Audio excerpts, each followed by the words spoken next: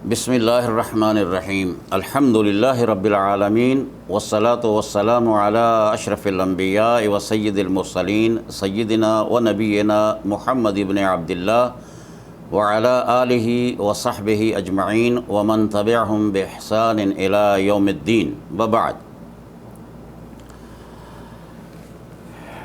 10 محرم 1443 ہجری 18 اگست 2021 عیسوی اور بدھ کا دن ہے۔ آج کا عنوان ہے نجد یمامہ یا نجد عراق، نجد الیمامہ یا نجد العراق، کیونکہ نجد کے بارے میں نبی کریم صلی اللہ علیہ وسلم نے ارشاد فرمایا کہ وہ مہد الفتنہ ہے، مہد الفتن، راس الکفر، قرن الشیطان۔ تو آج ہمارا جو درس ہے اسی عنوان سے ہوگا۔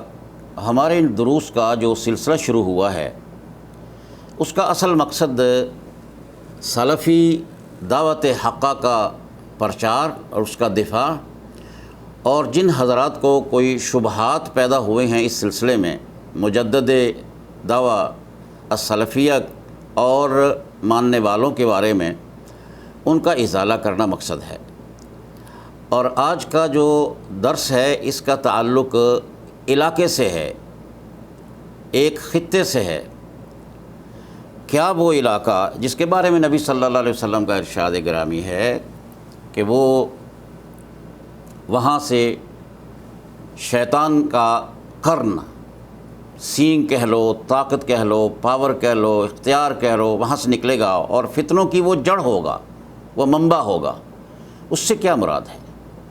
کیونکہ آج جس طرح مبتدعہ نے، روافض نے جب یہ دیکھا کہ ان کی بدعات اور خرافات کا سد باب کر دیا ہے، ان کے اندر رکاوٹ پیدا کر دی ہے اور لوگوں کو اس کی وضاحت کر دی ہے،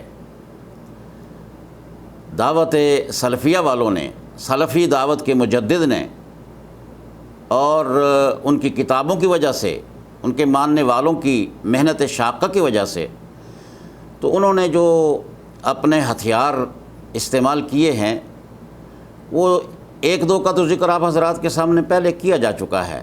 پہلا ہتھیار ان کا یہ تھا کہ وہ بہت ہی پرانا ایک بدبودار، جس کو میں کہتا ہوں، وہ لباس جو 1000 سال پرانا تھا، وہ مجدد دعویٰ اور ان کے ماننے والوں کو پہنا دیا گیا اور اس کا بڑا پرچار کیا گیا، بلکہ اس کا آج بھی پرچار ہو رہا ہے۔ اور دوسرا حملہ انہوں نے کیا تاکہ اس سلفی دعوت کو روکا جا سکے، اس کو بدنام کیا جا سکے، لوگوں کو نفرت دلائی جا سکے، دور کیا جا سکے دعوت سلفیہ سے۔ دوسرا ہتھیار ان کا یہ تھا کہ نان مسلم کی جو کتابیں تھیں ان کے اوپر بھروسہ کیا ہے۔ ایک تو لارنس آف عربیہ کے بارے میں 7 پلرز آف وزڈم، اس پہ بڑا بھروسہ کیا ہے بہت سے علماء نے، جو اشاعرہ ہیں، ماتریدیہ ہیں، یا ہمارے جو فقہی مسالک ہیں، مذاہب ہیں، ان میں سے بھی بعض حضرات نے ان پہ بھروسہ کر لیا۔ اور یا ایک خیالی کتاب جس کا گزشتہ درس میں اس کا ذکر ہو چکا ہے، ہیمفر کے وہ جو اعترافات ہیں، یا دوسرے معنوں میں اس کے جو میں تو اس کو لغویات ہی کہوں گا۔ اور تیسرا حملہ وہ یہ ہے جس کا تعلق آج کے مضمون سے ہے، کہ انہوں نے کہا کہ نبی علیہ الصلوۃ والسلام کے فرمان کے مطابق یہ نجد جو یمامہ کا ہے اس سے فتنے اٹھیں گے، اور وہ فتنہ ہے محمد ابن عبد الوہاب رحمۃ اللہ علیہ، علیہ باللہ۔ اس لیے کہ پہلی بات تو یہ ہے کہ نجد سطح مرتفع کو کہتے ہیں، سطح مرتفع، اور اس کے بارے میں حد بھی مقرر کی ہوئی ہے ماہرین نے کہ 700 میٹر سے لے کر 1500 میٹر تک، یا اس کے لگ بھگ سطح سمندر سے کسی علاقے کا بلند ہونا وہ نجد کہلاتا ہے۔ تو آئیے ہم دیکھیں گے کہ بھائی وہ نجد کا علاقہ صرف ایک ہی ہے یا کوئی اور بھی ہے، اور کس نجد کے بارے میں نبی کریم صلی اللہ علیہ وسلم نے ارشاد فرمایا کہ وہ منبع فتن ہے، فتنوں کا گڑھ اور جڑ ہے، وہاں سے فتنے اٹھیں گے، راس الکفر ہے، قرن الشیطان ہے۔ تو یہاں کے نجد کے بارے میں ہی ذرا پہلے اتنی بات ضرور سمجھ لیں کہ جغرافیائی لحاظ سے نجد یمامہ کو ہی سمجھنا بڑا مشکل ہے، کیونکہ یہ وہ نجد وہ نہیں ہے جس پر کوئی حکومتوں نے اپنا راج کیا ہو۔ قبائلی علاقے تھے، آج بھی ہیں، لیکن الحمدللہ آج تو وہ سارے کے سارے ایک ہی علم کے نیچے لا الہ الا اللہ محمد الرسول اللہ والے جھنڈے کے تحت سارے کے سارے یکجا ہیں۔ تو یہ نجد تین نواحی میں، نجد الیمامہ منقسم یا بلدان نجد الیمامہ منقسمہ الی ثلاث نواحی الکبیرہ، تین ناحیوں میں، تین اقالیم میں، تین علاقوں میں اس کو تقسیم کیا گیا ہے تاکہ تھوڑا سا سمجھنا آسان ہو جائے۔ ناحیہ شمالیہ شرقیہ، یعنی شمال شرق کا ایک علاقہ، اس نجد کو جو تقسیم کیا گیا ہے سمجھنے کے لیے، تو وہ یہ ہے پہلا ناحیہ، پہلا علاقہ، پہلی اقلیم، پہلی عمارت، تو یوں سمجھیں کہ وہ ہے شمر، جس کا بڑا شہر حائل ہے، اور دوسرا ہے شمال مغربی ناحیہ، تو اس کا نام ہے القصیم، جس کے بڑے شہر بریدہ اور عنیزہ ہیں، اور تیسرا ناحیہ ہے العارض۔ عارض کو جبل یمامہ بھی کہتے ہیں، اصل میں یہ عارض جو ہے وہ یمامہ جو ہے یہ ایک پہاڑ کا نام ہے، اور اس کے جو ارد گرد کا علاقہ ہے وہ وادی کہلاتا ہے، بنو وادی حنیفہ، اور اس کو وادی یمامہ بھی کہتے ہیں۔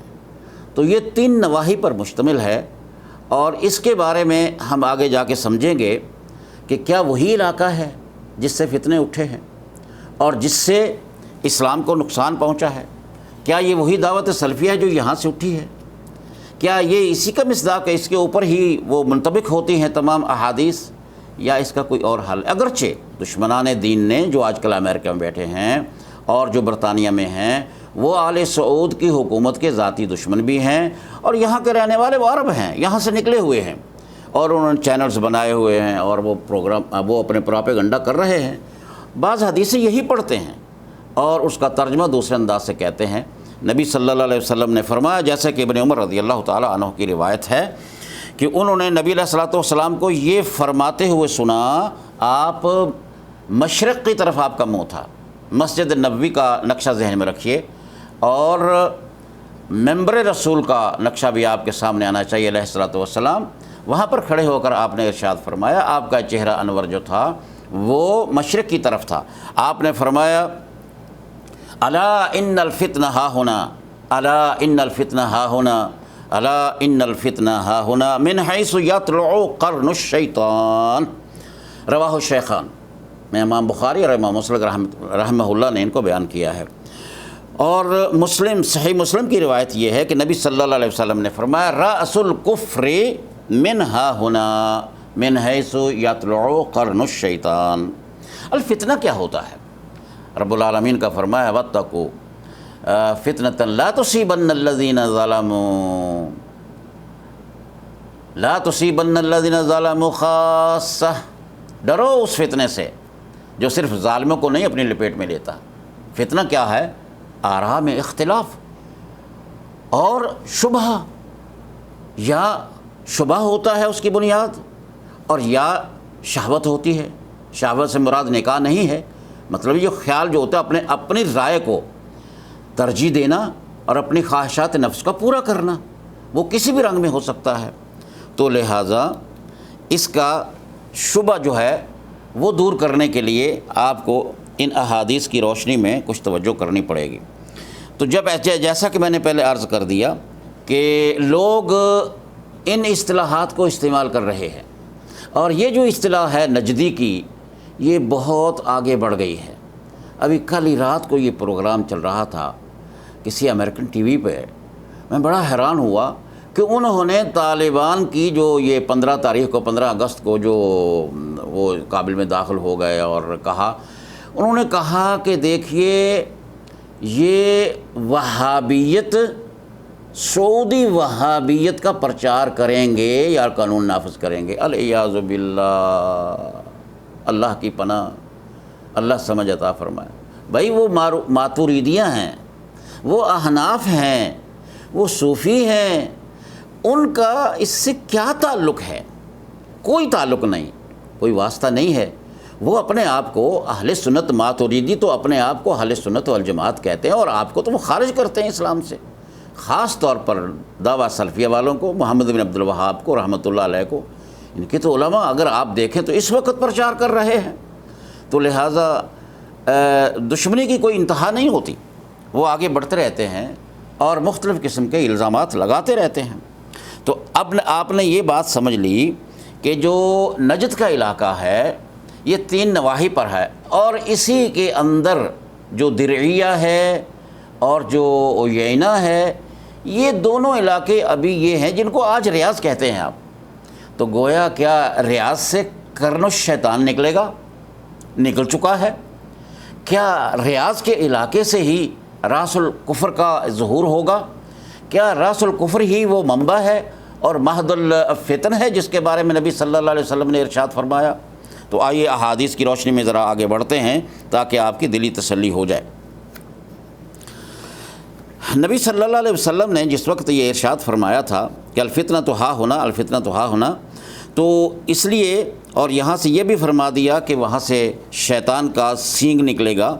اور آج لوگ ثابت کرنے کی کوشش کر رہے ہیں جغرافیے کو، گوگل پہ جا کے میں نے یہ نقشہ دیکھا، سمجھا رہے تھے، میں نے کہا چلو میں بھی سمجھ لوں، دیکھ لیتا ہوں کہ یہ کیسے جاتا ہے۔ انہوں نے نقشہ بنایا ہے کہ دیکھیے گنبد خضرا یا گنبد خضرا سے نبی صلی اللہ علیہ وسلم نے اشارہ کیا، نحو بیت العائشہ، نحو مسکن العائشہ رضی اللہ تعالی، نحو مسکن عائشہ رضی اللہ تعالی عنہا وارضاہا۔ تو کہتے ہیں کہ آپ وہاں کھڑے ہو کے ذرا سیدھی لائن لگائیں، گنبد خضرا سے، مسکن عائشہ سے، حجرہ عائشہ سے رضی اللہ تعالی عنہا، جہاں نبی کریم صلی اللہ علیہ وسلم اپنے دونوں ساتھیوں کے ساتھ آرام فرما رہے ہیں، وہاں سے کہتے ہیں کہ سیدھا چلتے چلے جائیں تو آپ کو ریاض آئے گا، اور ریاض سے آگے سیدھا نکلتے چلے جائیں تو آپ کو ابو ظبی آئے گا۔ ان کو بھی کافروں میں قرار دے دیا ہے اور فتنوں کی جگہ بنا دیا ہے کہ وہ بہت بڑا فتنہ ہے۔ گویا وہ بھی گئے اسلام سے اور یہ بھی گئے اسلام سے، جو اور دلیل کے طور پر دیکھیے کفر کے پاس دلائل ہوتے ہیں، شیطان کے پاس بھی دلائل تھے اور دلائل ہیں، جہاں بھی شیطان ہوگا دلائل ہوں گے۔ تو اس کے لیے ایک دلیل یہ بھی پیش کی جاتی ہے، جو نبی صلی اللہ علیہ وسلم کا فرمان موجود ہے کہ السکینۃ فی اہل الغنم، جو بکریوں کے چرواہے ہیں ان کے اندر سکون ہے، راحت ہے، آرام ہے۔ اور کہا کہ والفخر والخیلاء فی الفدادین اہل الوبر، فدادین اہل الوبر، وہ کون ہیں؟ جو اونٹوں کے چرواہے ہیں، من قبل مطلع الشمس، مشرق کی طرف سے۔ تو کہتے ہیں کہ اگر آپ مدینہ میں کھڑے ہوں تو مطلع الشمس مشرق کی جانب کیا ہے کہ دیکھیے وہی دریا کا علاقہ، وہی ریاض کا علاقہ ہے، وہ نجد کا علاقہ ہے کہ آج لوگ اونٹوں کے بارے میں بہت فخر کرتے ہیں اور ان کے پتہ نہیں کیا گیمیں بناتے ہیں، ان کے اوپر اخراجات کرتے ہیں، فخر خیلاء کرتے، وہ ہیں لوگ فخر کرنے والے اور اترانے والے۔ لہٰذا یہ وہی لوگ ہیں جن کے بارے میں نبی صلی اللہ علیہ وسلم نے یہ ارشاد فرمایا۔ اور باقی حیران کن بات یہ تھی، وہ کہتا ہے کہ چونکہ مسلمہ کذاب بھی یہاں تھا، یمامہ کے علاقے میں، اور پھر کہا طلحہ بھی یہاں تھا، سجا بھی یہاں تھا، نجد کا علاقہ بھی، نجدہ بن عمرو بھی یہاں تھا، فطری بن فجاع بھی یہاں سے نکلا ہے، اور جنہوں نے عمرو بن عاص پہ حملہ کیا تھا وہ بھی تمیمی تھا، یہاں سے گیا تھا۔ سبحان اللہ۔ اور جو آدمی جو خطام بنت شجنہ جو خطیبہ تھی، جس نے اپنا مہر رکھا تھا کہ حضرت سیدنا علی مرتضیٰ رضی اللہ تعالی عنہ کا جو سر ہے وہ بطور مہر ہے، لا الہ الا اللہ، کہتا ہے کہ وہ بھی تمیمی تھا، علیہ باللہ، کہاں وہ، ہاں وہ تمیمیہ تھی، وہ عبد الرحمن ابن ملجم سے ساتھ اس نے جو وعدہ کر لیا تھا کہ اگر سر لا کے دیں گے تو میں اپنے آپ کو پیش کر دوں گی۔ تو بہرحال جو کچھ بھی وہ کہہ لیں اور کسی کا نام لے دیں، اگر کہیں نبی صلی اللہ علیہ وسلم نے یہ ارشاد فرمایا ہے، قرآن کے اندر اگر کسی علاقے کی مذمت آ گئی ہے، قرآن کے اندر کسی قوم کی اگر مذمت آئی ہے، اور نبی علیہ الصلوۃ والسلام کی حدیث طیبہ میں، احادیث مبارکہ کے اندر کوئی نصوص مل گئی ہیں، تو اس کا یہ مطلب ہرگز نہیں، علماء کا اس بات پر اتفاق ہے، علماء کا اس بات پر اتفاق ہے کہ اس علاقے کی مذمت اور مدح سے کسی آدمی جو وہاں کا رہنے والا ہو، کوئی قوم جو وہاں کی رہنے والے ہو، وہ اس کا مصداق نہیں بن جاتے۔ اور دلیل کہاں سے ہے علماء کے پاس؟ قرآن پاک سے۔ سماعت فرمائیے، یا ایھا الناس انا خلقناکم من ذکر و انثی وجعلناکم شعوبا وقبائل لتعارفوا ان اکرمکم عند اللہ اتقاکم ان اللہ علیم حکیم، علیم خبیر۔ اے لوگو، ہم نے تمہیں ایک مرد اور ایک عورت سے پیدا کیا، یعنی آدم اور حوا سے علیہم الصلوۃ والسلام، اور پھر ہم نے آپ کے قبیلے بنا دیے، آپ کے خاندان بنا دیے۔ کس لیے بنائے ہیں؟ لتعارفوا، تاکہ آپ پہچان سکیں۔ اگر ایک ہی ہو جاتے تو پہچاننا مشکل ہو جاتا۔ اور ساتھ یہ ارشاد فرمایا، ان اکرمکم عند اللہ اتقاکم، اللہ کے ہاں سب سے زیادہ معزز محترم وہ ہے جو اللہ سے زیادہ ڈرنے والا ہے۔ اتقاکم، گویا تقوی کا یہ جو معیار ہے نا، جو میزان الصلاح والفساد ہوا، کیا ہے؟ میزان کیا ہے؟ معیار کیا ہے؟ اسٹینڈرڈ کیا ہے؟ کس بات سے پہچانے جائیں گے وہ لوگ کسی بھی علاقے کے، کسی بھی قوم کے؟ تقوی کی بنیاد پر، القلب والاعمال۔ کوئی نسل نہیں، کوئی خاندان نہیں، کوئی علاقہ نہیں کہ کسی علاقے کے اندر بندہ ہو۔ مثلا بیت اللہ کی کتنی قدر و قیمت ہے، حرم مکی جو ہے وہ پوری دنیا کے اندر اس کا کوئی مقام ہے، اس کی کوئی اس کا مقابلہ کر سکتا ہے؟ حرم مدنی کا کوئی مقابلہ کر سکتا ہے؟ حرمین شریفین کا کوئی مقابلہ کر سکتا ہے؟ تو کیا وہاں کے سارے لوگ نیک تھے؟ یہ آج نیک ہیں تمام کے تمام؟ یہ تو کلیہ ہی غلط ہے۔ عتبہ ولید شیبہ کہاں رہتے تھے جن کے بارے میں قرآن نازل ہوا، تبت یدا ابی لہب وتب، تبت یدا ابی لہب وتب، خاندان کا آدمی ہے، مکے کا رہنے والا ہے، تو مکے کی نسبت سے اگر آپ اس کو مکی کہیں گے تو کوئی جنتی نہیں بن جائے گا۔ اور بیان اس طرح کو اگر حبشے میں رہتا ہے، کوئی دور علاقے میں رہتا ہے، جس علاقے کے بارے میں نبی علیہ الصلوۃ والسلام نے پسند جس کو نہیں کیا ہے، تو اس کی مذمت کی وجہ سے وہاں کے علاقے کے سارے لوگ مذموم نہیں ہو جائیں گے۔ اسی نبی صلی اللہ علیہ وسلم کا فرمان ہے، ابو ہریرہ رضی اللہ تعالیٰ عنہ کی روایت ہے، آپ نے فرمایا کہ نبی کریم صلی اللہ علیہ وسلم کا یہ فرمان ہے، ان اللہ لا ينظر الى صورکم ولا اموالکم، ان اللہ لا ينظر الى صورکم ولا اموالکم ولکن ينظر الى قلوبکم واعمالکم، اللہ تمہاری شکلوں کو نہیں دیکھتا، تمہارے خاندانوں کو نہیں دیکھتا، تمہارے رنگ و نسل کو نہیں دیکھتا، تمہارے علاقوں کو نہیں دیکھتا، وَلَكِنْ يَنْظُرُ إِلَىٰ قُلُوبِكُمْ وَأَعْمَالِكُمْ، اللہ کی نظر تمہارے دلوں پہ ہے، تقوی پہ ہے۔ دوسرے مقام پر ارشاد فرمایا، لَن يَنَالَ اللَّهَ لُحُومُهَا وَلَا دِمَاؤُهَا وَلَكِنْ يَنَالُهُ التَّقْوَىٰ مِنكُمْ، قربانی کے بارے میں کہ اگر کوئی یہ سمجھے کہ میں نے بہت بڑی اونچی مہنگی قربانی کر دی ہے، وہ معیار نہیں ہے۔ معیار یہ ہے کہ بے شک بیچارے کسی آدمی نے ایک قربانی کی ہو، وہ ہلکی سی قربانی کی جتنی اس کی ہمت کے مطابق ہے، ہو سکتا ہے کہ وہ لاکھوں والے جانور سے اپنے تقوی کی بنیاد پر یہ آدمی اللہ رب العالمین کے ہاں زیادہ مقبول اور محبوب ہو۔ تو گویا یہ کوئی معیار نہیں ہے کہ اگر نجد کے بارے میں اگر کوئی لفظ استعمال، لیکن باوجود اس کے کہ نجد کا علاقہ یہ وہ علاقہ نہیں ہے۔ آئیے اب ہم آپ کو احادیث کی روشنی میں وضاحت کرتے ہیں کہ فتنے اور فساد کی جڑ اور کہاں تھی۔ ابن عمر فرماتے ہیں کہ نبی کریم صلی اللہ علیہ وسلم کو یہ فرماتے ہوئے میں نے سنا، اللہم بارک لنا فی شامنا، اللہم بارک لنا فی یمننا، قالوا وفی نجدنا یا رسول اللہ، قال اللہم بارک لنا فی شامنا، اللہم بارک لنا فی یمننا، قالوا وفی نجدنا یا رسول اللہ۔ اور حضرت ابن عمر عبداللہ ابن عمر رضی اللہ تعالیٰ عنہ فرماتے ہیں کہ میرا خیال ہے کہ آپ نے تیسرے موقع پر جب سوال کیا گیا، یہی آپ نے دعا کی ہے کس علاقے کے لیے؟ شام کے لیے برکت کی دعا کی ہے، یمن کے لیے برکت کی دعا کی ہے۔ اور جب کسی نے کہا کہ نجد کے بارے میں دعا کیجئے تو آپ نے خاموشی اختیار کی۔ دوسری مرتبہ سوال ہوا، خاموشی اختیار کی۔ تیسری مرتبہ عبداللہ ابن عمر فرماتے ہیں کہ جب آپ سے یہ کہا گیا وفی نجدنا یا رسول اللہ، تو آپ نے کیا فرمایا؟ ہناک الزلازل والفتن وبها یطلع قرن الشیطان، رواہ البخاری و ترمذی و احمد۔ آپ نے فرمایا وہاں سے تو زلزلے آئیں گے، عقیدے کے، نظریات کے، خیالات کے، آراء کے، والفتن، اور فتنے اٹھیں گے، بے شمار فتنے ہیں۔ نبی علیہ الصلوۃ والسلام نے فرمایا کہ قیامت سے پہلے جلدی کر لو نیک اعمال کرنے کی، کیونکہ ایسا دور آئے گا فتنوں کا کہ بندہ صبح مسلمان ہوگا، شام کو کافر ہوگا، اور شام کو اگر مسلمان ہوگا صبح کافر ہو جائے گا۔ اتنے فتنے ہوں گے۔ فتن کا وہ دور ہوگا کہ وہاں پر دین بچانا بھی مشکل ہو جائے گا، لہٰذا اس سے پہلے نیک اعمال کر لو۔ تو آپ نے یہ فرمایا کہ ان الفتنہ دعا کی تھی آپ نے، اور نجد کے بارے میں دعا نہیں کی، اور یہ فرمایا کہ نجد کے اندر فتنے اٹھیں گے، زلزلے آئیں گے، اور قرن الشیطان ہوگا۔ ایک ہے قرن الشیطان، ایک ہے قرن الشمس۔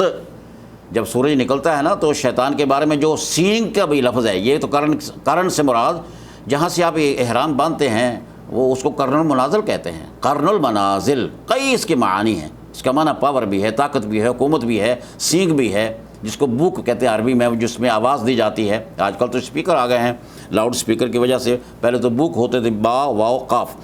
تو گویا آپ نے فرمایا کہ وہاں سے قرن الشیطان نکلے گا، یعنی فتنوں کا منبع۔ اور رسول اللہ صلی اللہ علیہ وسلم کی دوسری حدیث یہ ہے جو صحیح مسلم کے اندر ہے کہ ان الفتنۃ تجیء من ها هنا واومأ بیدہ نحو المشرق من حیث یطلع قرن الشیطان، رواہ مسلم۔ فرمایا جو فتنہ ہے نا وہ اس طرف سے آئے گا، اور اپنے دست مبارک سے آپ نے اشارہ کیا اس طرف، مشرق کی طرف۔ دیکھیے دوستو، اگر آپ اس وقت چشم تصور کو وا کریں، مسجد نبوی میں پہنچ جائیے۔ مسجد نبوی میں دیکھیے کہ قبلہ کدھر ہے، جنوب کی طرف ہے، اور امام کس طرف کھڑا ہوتا ہے؟ مسجد کے جنوب کی طرف۔ اور مشرق کدھر ہے؟ جہاں پر یہ قبرستان ہے جنت البقیع۔ مشرق ہے کس طرف؟ حجرات امہات المومنین کی طرف، حجرہ عائشہ صدیقہ رضی اللہ تعالی عنہ، روضہ مبارکہ جو ہے، روضۃ ما بین ممبر و ما بین روضۃ من ریاض الجنہ، یعنی حجرہ اور میرے ممبر کے درمیان، ما بین ممبری و بیتی روضۃ من ریاض الجنہ، اور ممبر وہی ہے۔ اگر آپ ممبر پہ کھڑے ہو خطبہ دے گی تو منہ کس طرف ہوگا؟ اس موقع پر، اس وقت جب رسول اللہ صلی اللہ علیہ وسلم نے یہ خطبہ دیا تھا تو حجرہ عائشہ کی طرف تھا، تو آپ نے اسی طرف اشارہ کیا، وَأَوْمَا بِيَدِهِ نَحْوَ الْمَشْرِقِ مِنْ حَيْثُ يَطْلُعُ قَرْنَ الشَّيْطَانِ، وہاں پر دو قرن کا ذکر آ گیا ہے۔ اور اس طرح حضرت عبداللہ ابن عباس رضی اللہ تعالی عنہ کی روایت ہے کہ دعا نبی صلی اللہ علیہ وسلم اللہم بارک لنا فی سعنا وفی مدنا، اللہم اے اللہ ہمارے سع میں، ٹوپا جس کو وہ جس کے ساتھ گندم وغیرہ یا دانے وہ اناج دھونا اس کو میئر کرتے تھے، اس کو ناپتے تولتے تھے، بارک لنا فی سعنا وفی مدنا وبارک لنا فی شامنا و یمننا، فقال رجل من القوم یا نبی اللہ وفی عراقنا۔ بات شروع ہو گئی ہے، اگر سمجھنے کا ارادہ ہے اللہ توفیق عطا فرمائے۔ عبداللہ ابن عباس رضی اللہ تعالیٰ عنہ فرماتے ہیں کہ نبی کریم صلی اللہ علیہ وسلم نے ساع اور مد کے بارے میں برکت کی دعا کی، اور شام کے بارے میں اور یمن کے بارے میں برکت کی دعا کی ہے۔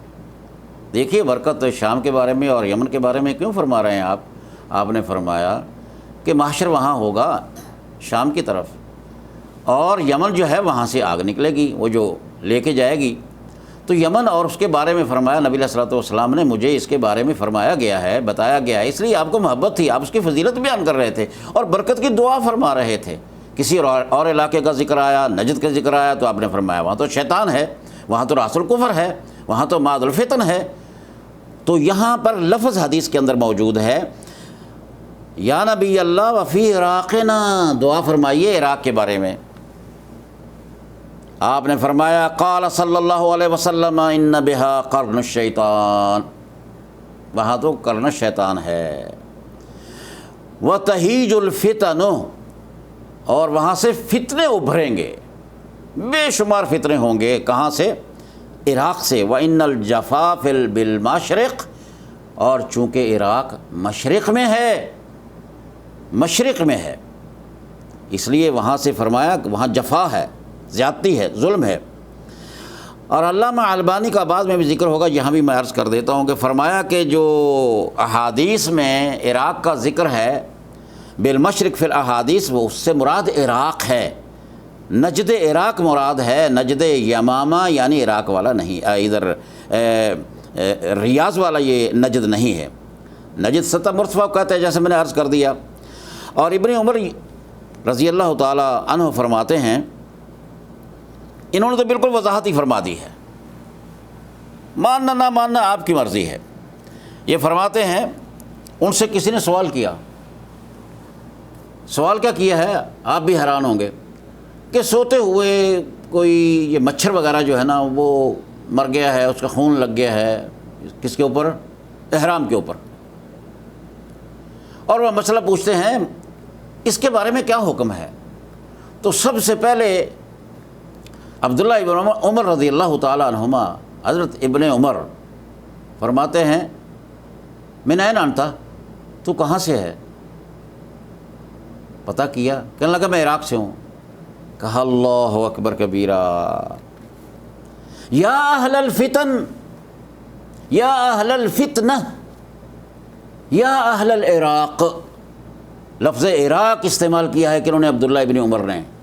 وہ سمجھ رہے ہیں کہ نجد سے کیا مراد ہے، مقصود کیا تھا نبی صلی اللہ علیہ وسلم کا جب فرما رہے تھے۔ آپ خود سننے والے ہیں، براہ راست سننے والے ہیں نبی کریم صلی اللہ علیہ وسلم سے، اور فرمایا ما اسألکم عن الصغیرہ وارکبکم للکبیرہ۔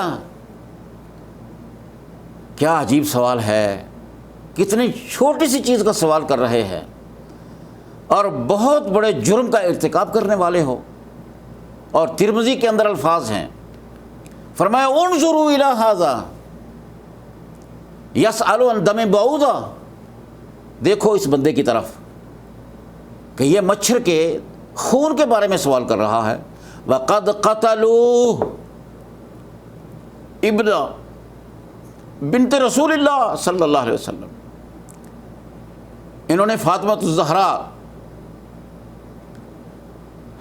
الزہرا رضی اللہ تعالی عنہا کا لخت جگر کربلا کے میدان میں ذبح کیا ہے انہی عراقیوں نے۔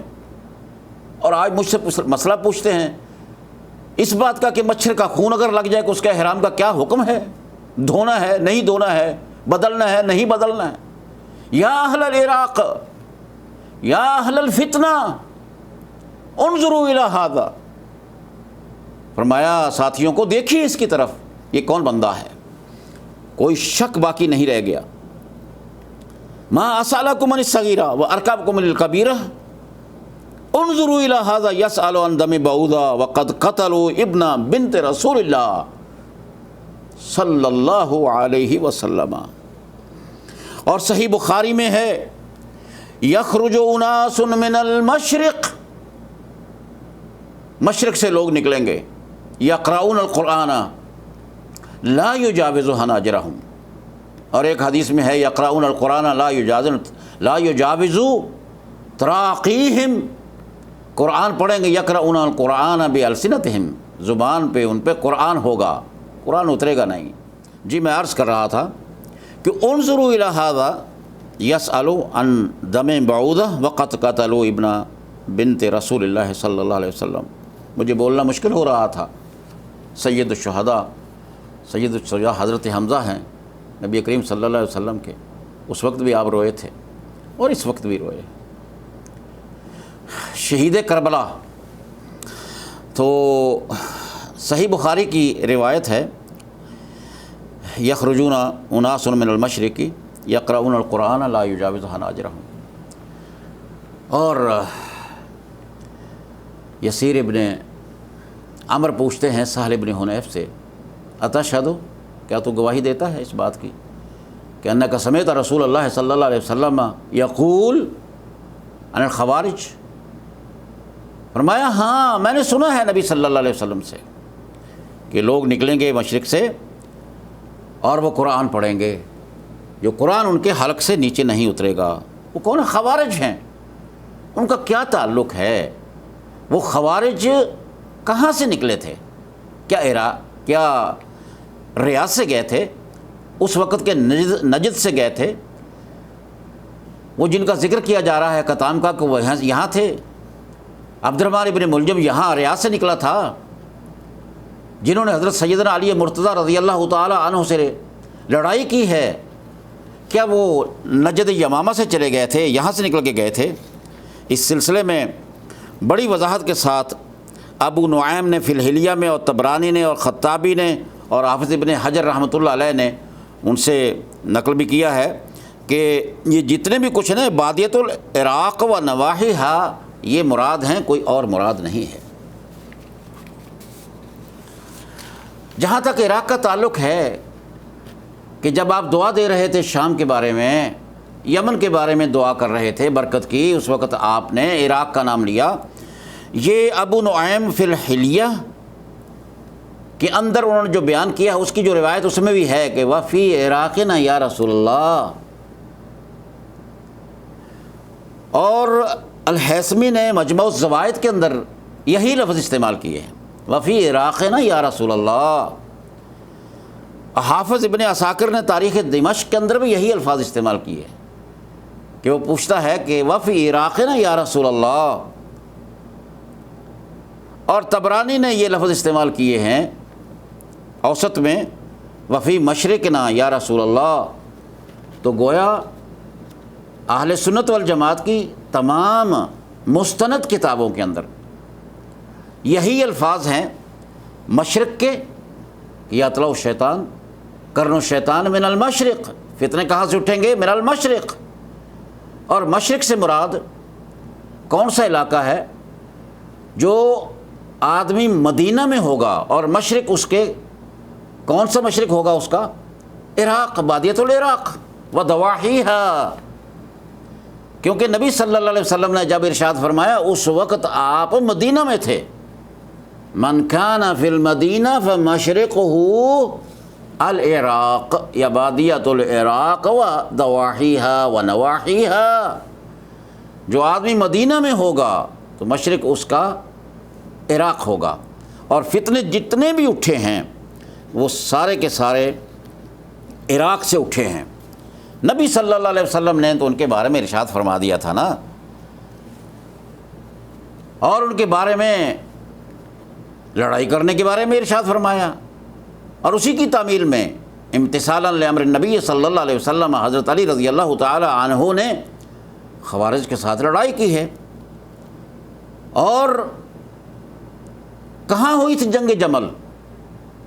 ریاض میں، منطقہ نجد میں، یمامہ میں، عیینہ میں، قصیم بریدہ میں. کس علاقے میں ہوئی ہے؟ کسی دور کے علاقے میں، حائل میں ہوئی ہے. یعنی اس کی جو 3 نواحی ہیں، جو 3 اس کے صوبے کہہ لیں آپ، مدیریات کہیں، علاقے کہیں، کیا کسی اس علاقے کے اندر جنگ جمل ہوئی ہے؟ جنگ صفین کس علاقے میں ہوئی ہے؟ جنگ نہروان کس علاقے میں ہوئی ہے؟ تمام علاقے عراق کے علاقے ہیں. حرورا کہاں ہے؟ صفین کہاں ہے؟ خوارج کہاں سے نکلے ہیں؟ سیدنا علی مرتضیٰ کی شہادت کہاں ہوئی ہے؟ کنہوں نے ان کو شہید کیا ہے؟ سیدنا عثمان کی شہادت میں ملوث کون لوگ ہیں؟ آگے بڑھتے چلے جائیے. لیکن آج کا درس اس پہ ترکیز اس بات پر ہے کہ نجد یمامہ ہے یا نجد عراق ہے. یہ نجد عراق ہے کیونکہ اشارہ ملتا ہے اس بات کا کہ راس الکفر نحو المشرق. حافظ ابن حجر نے بھی فتح الباری میں عند قول النبی صلی اللہ علیہ وسلم یہ ارشاد فرمایا ہے کہ راس الکفر نحو المشرق، اور مشرق جو مدینہ کا ہے وہ ریاض کا ہے.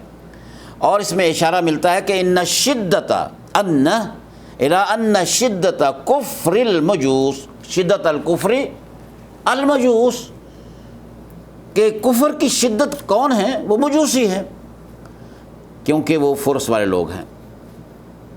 یہ مدینہ کے لحاظ سے یہ فارس اہواز کا علاقہ کہاں ہے؟ یہ مشرق میں ہے.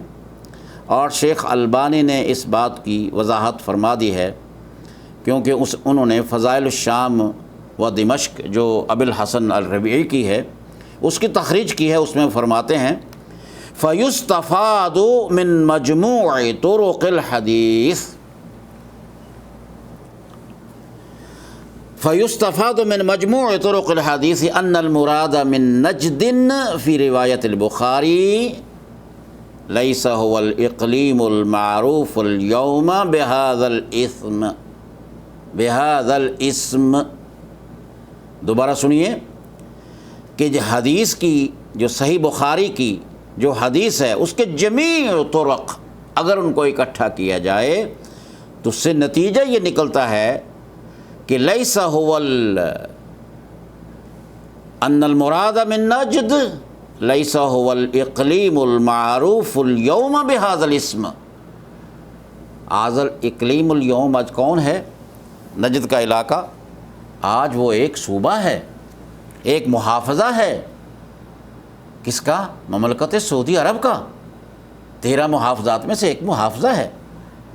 یہ مراد نہیں ہے. وَإِنَّمَا الْمُرَادُ مِنْهُ الْعِرَاقِ نجد العراق. اور اسی بات کی تفسیر بیان کی ہے وَبِذَلِكَ فَسَّرَهُ الْخَطَّابِيُّ وَالْحَافِظُ ابن حجر العسقلانی رحمہ اللہ تعالی. اور جب یہ بات ہو جائے، اس بات پہ علامہ ابن حجر العسقلانی رحمۃ اللہ علیہ اور علامہ خطابی اور جیسے میں نے پہلے عرض کیا ابو نعیم الحیثمی، ابن عساکر، الطبرانی، ان کے حوالہ جات کے بعد آخری بات یہ ہے وَقَدْ تَحَقَّقَ مَا أَنْبَأَ بِهِ عَلَيْهِ الصَّلَاةُ وَالسَّلَامُ فَإِنَّ كَثِيرًا مِنَ الْفِتَنِ الْكُبْرَى مصدرها العراق فالحدیث من معجزاته وأعلام نبوته. سبحان اللہ. اس حدیث نے تو نبی صلی اللہ علیہ وسلم کی تمام باتوں کو سچا ثابت کر دیا ہے. یہ حدیث تو معجزات نبوت میں سے ہے، اعلام نبوت میں سے ہے. اس لیے کہ جو کچھ آپ نے فرمایا اس کا مصداق عراق ہے. فتنے اٹھے ہیں وہاں سے اور فتنوں نے امت مسلمہ کو پارا پارا کر دیا ہے. تو لہٰذا انہی چند معروضات کے ساتھ آپ حضرات سے یہ گزارش ہے کہ خدا را اپنے شکوک و شبہات کو دور کر لیجئے. ان حدیث کی روشنی میں موضوع تو بہت طویل ہے لیکن وقت بھی اجازت نہیں دیتا. ضرورت پڑنے پر ان کو بیان کیا جا سکتا ہے. تو گویا آج ہم نے اس بات کو سمجھا کہ قرن الشیطان، راس الکفر، مہد الفتن، جس کو نبی صلی اللہ علیہ وسلم نے محدود کیا تھا، جس کا تعین کیا تھا رسول اللہ صلی اللہ علیہ وسلم نے، ان احادیث کی روشنی میں آج بات یہ واضح ہو گئی کہ نجد الیمامہ مراد نہیں ہے، اس سے مراد نجد العراق ہے. اللہ مجھے اور آپ کو قرآن اور سنت کو سلف صالحین کے فہم و فراست کے مطابق سمجھنے کی توفیق عطا فرمائے.